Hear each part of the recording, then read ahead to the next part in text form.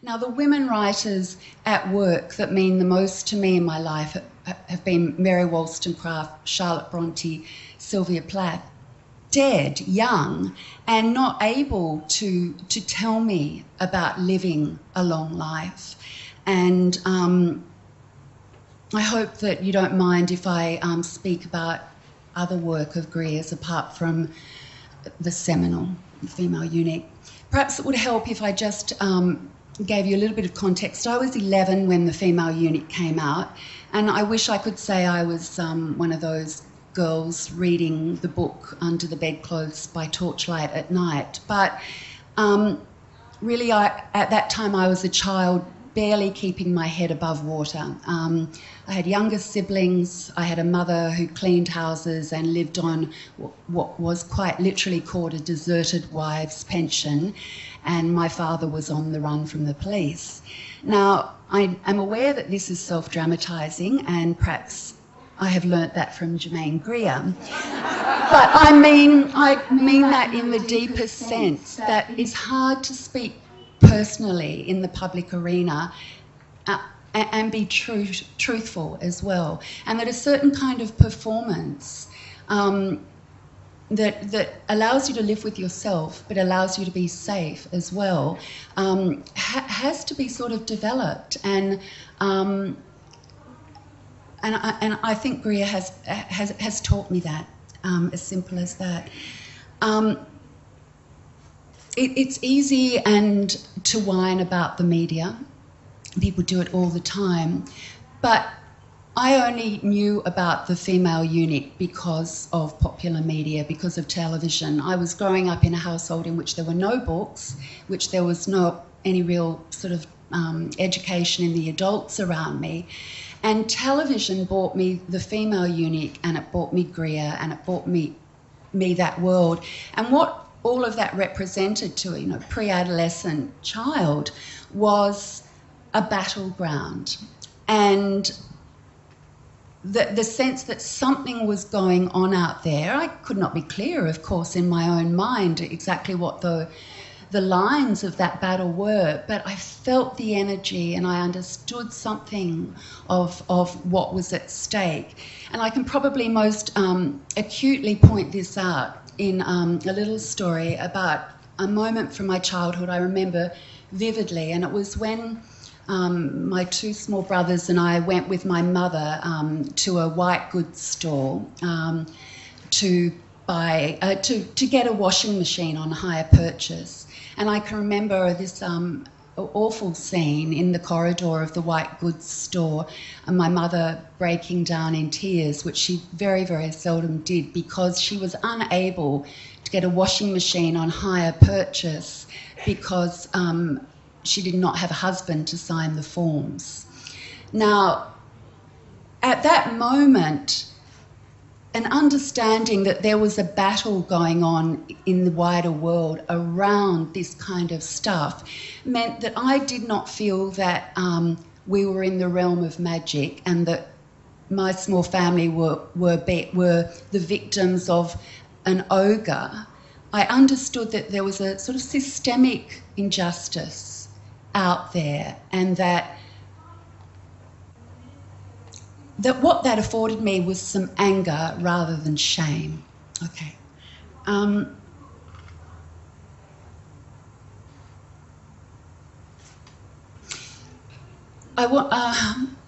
was going to say something about Emma Peel in The Avengers, because she's kind of came together in my 11-year-old mind with Greer, and sometimes I still... but what I'm trying to say is Greer and Diana Rigg for me were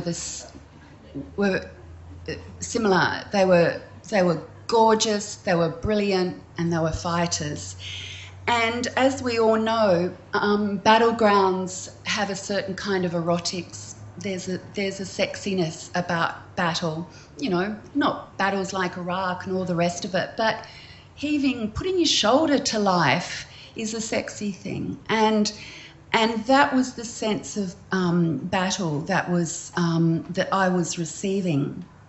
What I was also understanding, and this has had such a profound effect on my own work, and I was really getting this from Greer, was that things could be deadly serious but not deadly earnest. And that's been a crucial understanding for my work. Anyway, I'm probably running over time, so I'm going to really speed up because actually quite a few things I want to say. I do want to touch on what I think has been one of the remarkable thing about all of Germaine Greer's work and Germaine Greer's life, perhaps, is this fact of energy. Now, energy's become a new agey thing to talk about. It, we've got chakras and we get blocked with our energy and all the rest of it. But by energy, I mean a drive to selfhood, a drive to connect with other people, a kind of being incandescently on the side of life. And Greer has manifested this in every sentence that she's ever written, and whether I agreed with it or not. And I think that feminine energy is always a complicated thing. I've struggled with my female energy all my life. I've squandered it, I've rerouted it into illness and pain and depression, and then I've kind of had to haul it out and address it. And it's not a clear and simple thing. And yet Greer has had this extraordinary harnessing of a woman's energy. Okay, my favourite chapter in The Female Eunuch, one of my favourite chapters, is a small chapter. It's a chapter on security. And you can read it now, and it speaks to issues of national security that we're living through, politicians that make us afraid and then promise to protect us, all this kind of stuff. And this absolutely fundamental fact of our lives, which we run from all the time, which is that we're not safe and we never will be, and that to be insecure isn't to be neurotic, it's actually to be intensely realistic. And And so I love Germaine's chapter on security, and I love this, this rewriting that an insecure woman isn't a weak woman. That, as I just said, the acknowledgement of insecurity is a kind of intellectual clarity, a kind of moral clarity. But what puzzles me about some of Germaine's work, because of this I think this really profound writing that she has done on security, is her use of the sort of absolutes sometimes. There's sometimes how, a book will be written either by a genius or by Mephistopheles himself, or, you have sex or you don't have any sex, or people... all academics are bloated, or, these kinds of absolutes.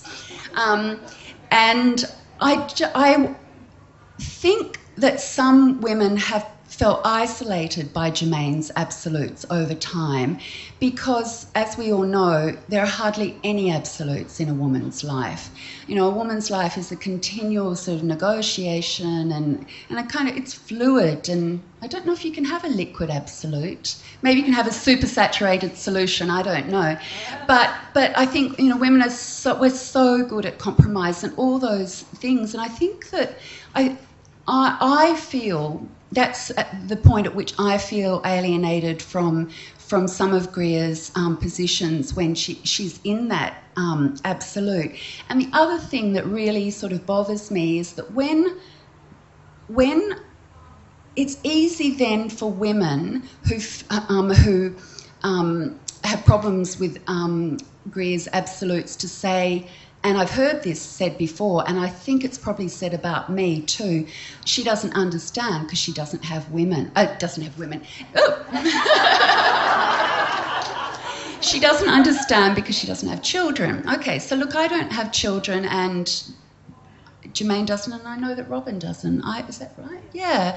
Yeah, and I do think that there is this assumption that if you don't have children, you really haven't quite come to terms with the nitty-gritty of life. And I think that Germaine's absolutes are used by people with this kind of view. It's like, well, if she really, knew about kids, she'd know that life's all about compromise. Anyway, I'm not going to go on with that point. But my other point about absolutes is that, you know, in this country where we have comedians instead of public intellectuals, Germaine's pithiness, her wit, and her occasional use of absolutes can so easily be turned into comedy by the media, can be trivialised when everything she's talking about is interesting, and but, you know, an absolute can be so sort of trivialised and squashed and made comic, and then it just has to sit side by side in a culture with, you know, Rove McManus's imbecile. But there I go, making an absolute, and it feels really good. It's the easiest thing in this country to sneer, and we know that. And I think the problem I have when I perceive Germaine Greer to sneer at Australia is I suddenly feel like Australia is like a child that is really used to being battered, and so when it gets the next blow, it giggles. And yeah, sometimes I wonder. I don't like Australia responding like that, and I'd either like the sneering to stop, or Australia to kind of grow up and find a different way of dealing with that. For me, the strong kind of acute critical work of Greer's is like a dose of salts, and you need those daily, you know, for the health of a nation. But I think they're kind of a little bit different from sneering. Have I run out of time? Yeah. What? Okay, I'm going to be really very, very, very quick. I think that The Change is one of Germaine Greer's most wonderful books. I think it's the book which actually asserts the greatest freedom for women, because it's the book in which she talks about the freedom from self-consciousness, which is one of the great prisons for women. It's the book in which she so entertainingly, wisely and compassionately explores what Bette Davis once said, which is that old age is not for sissies. It was a book that helped me to think about it actually pushed me a little bit further along in growing up, I think. The book of Greer's I have the most problem with is The Boy, and that's not because I disagree with its thesis, because I'm all for looking. What else is the world for but for looking at? I do, however, have problems with what I feel was a suggestion that there was a sort of moral panic around sexual tourism, and that anyway, I'm going to leave it at that. I think I'll just really wrap it up, actually.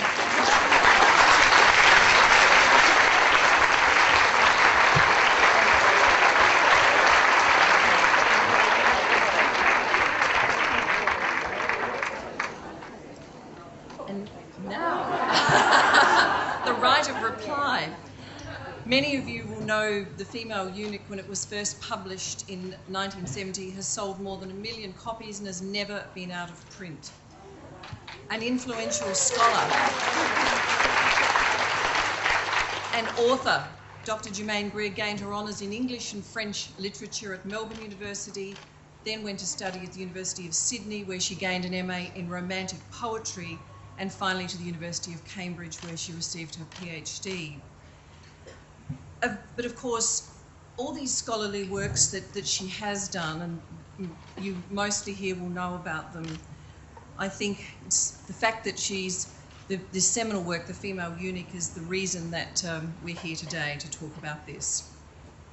Belinda Luscombe in the Time magazine called Greer the ultimate Trojan horse, gorgeous and witty, built to penetrate the seemingly unassailable fortress of patriarchy and let the rest of us foot soldiers in. Could you please welcome Dr. Germaine?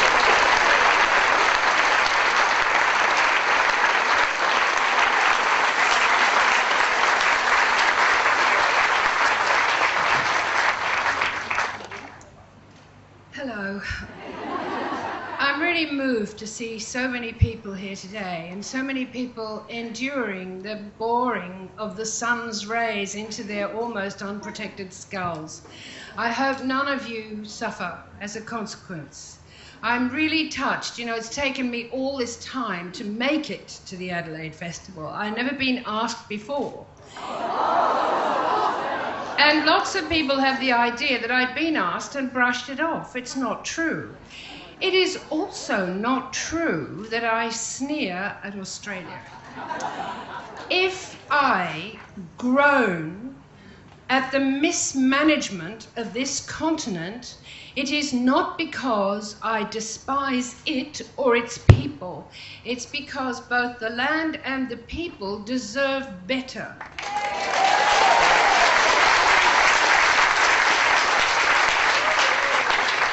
Now, you may be aware that I refuse to deal with print media in this country because they're capable of distorting anything. Their understanding of the use of the inverted comma is remarkable. They will put it around any of their own ideas they feel like foisting on me. And as they can't ever quite understand my ideas, they make a terrible balls up of trying to transmit them. So that I have stuck to doing audio and video so that you can see my mouth make the sounds that are issuing. However, even here I'm rather stupid. I get told again and again that I'm doing a live telecast, and it isn't. Like in the 3-hour ordeal that produced whatever it was you saw of what I had to say about what I wrote about Steve Owen. And that has been a difficulty, and that has involved me in being spat upon in public places. For whatever reason, watch this space. You will find out more about all of this in the future.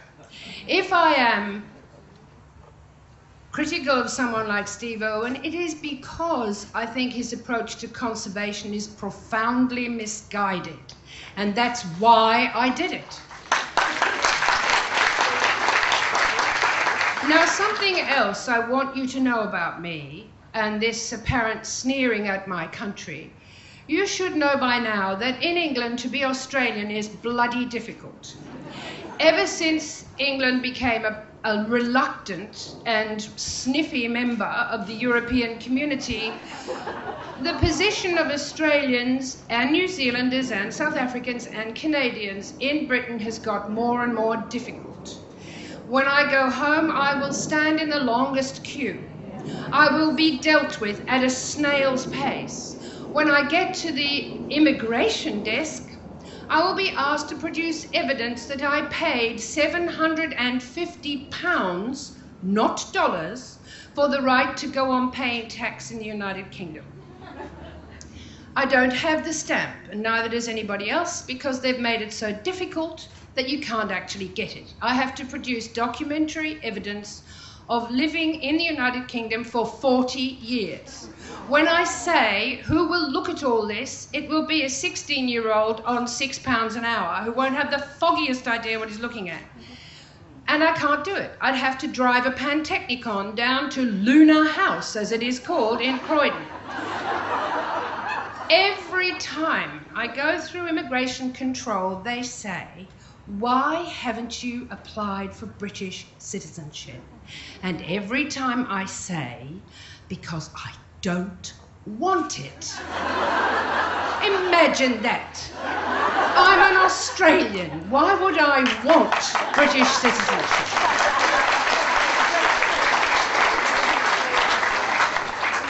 So you'll have to believe me that when I say things that are bitter about what is going on here, it is because my heart is breaking. It is not because I feel superior. I've just driven through the Coorong, which is becoming the Dead Sea, because it is so excessively saline. I know that the Murray is already a salt lagoon and not a river at all, and our rulers are sitting around chewing the fat about a plan that they might one day arrive at. It's a disgrace, and you should be angry.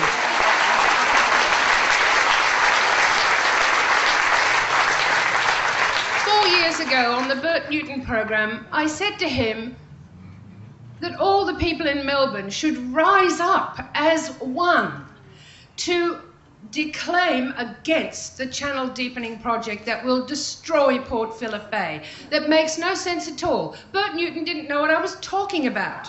And I said, look, it hasn't even been in the papers. No one's even talking about it. Now, as usual, we've left it to kids on jet skis to throw themselves in front of the Queen of the Netherlands, which wouldn't be allowed to do outside Rotterdam what it is doing in Port Phillip Bay. Why? Because the Dutch give a shit. So why are we putting up with it? Because of torpor and because our media are such rubbish. And nowhere are they more rubbish than they are in Adelaide.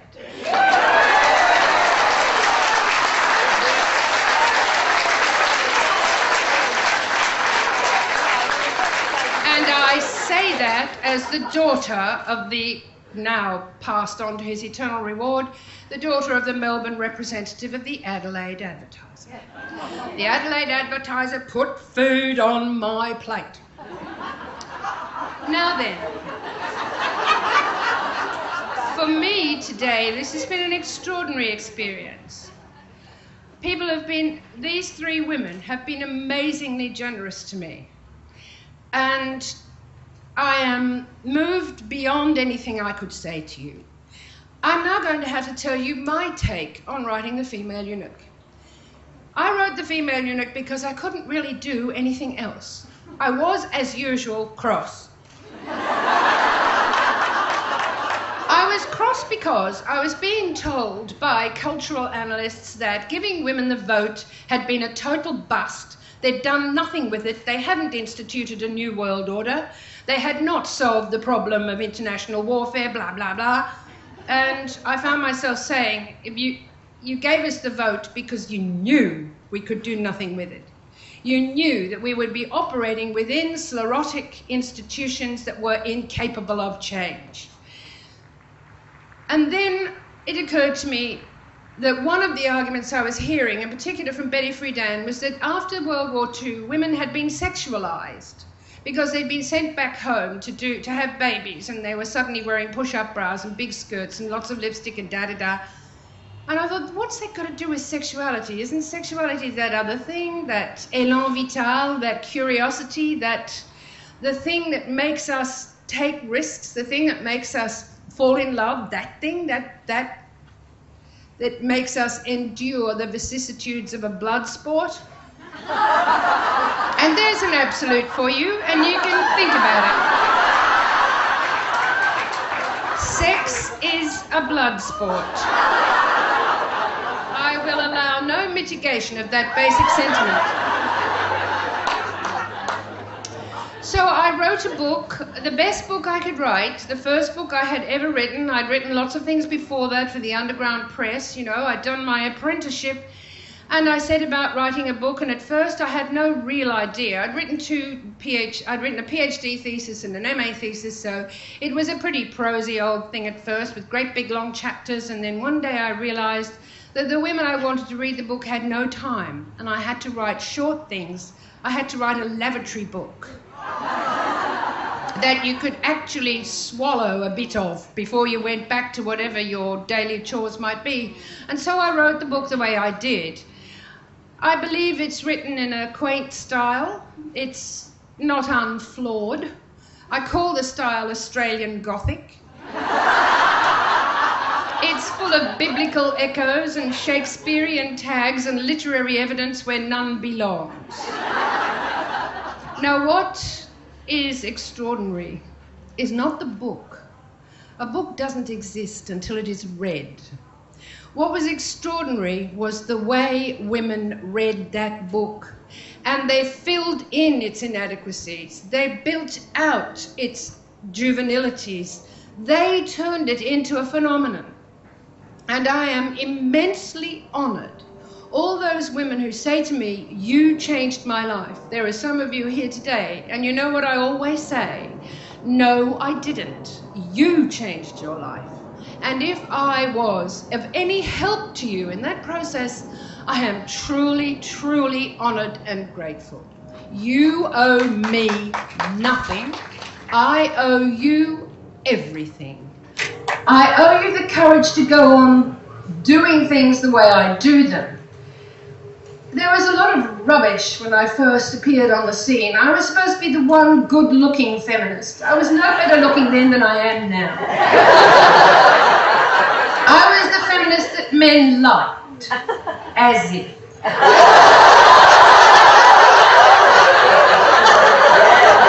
if I gave a shit.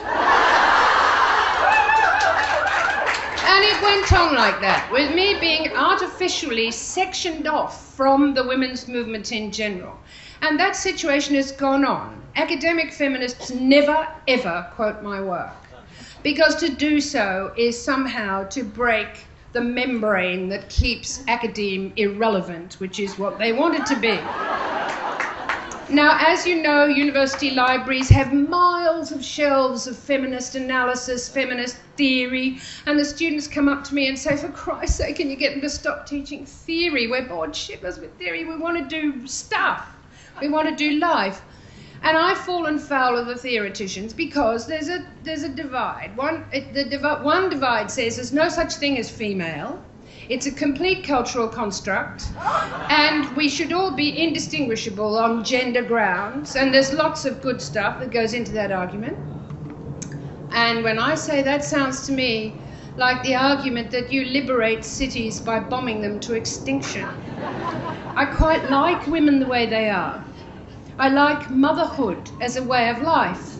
I may have had no children of my own, but most of my friends have had children, and I've watched them through the anguishes of childbirth and watching their children grow up and watching their children suffer and watching their children come to grief. I know that a child causes more suffering to a woman than any lover ever could do.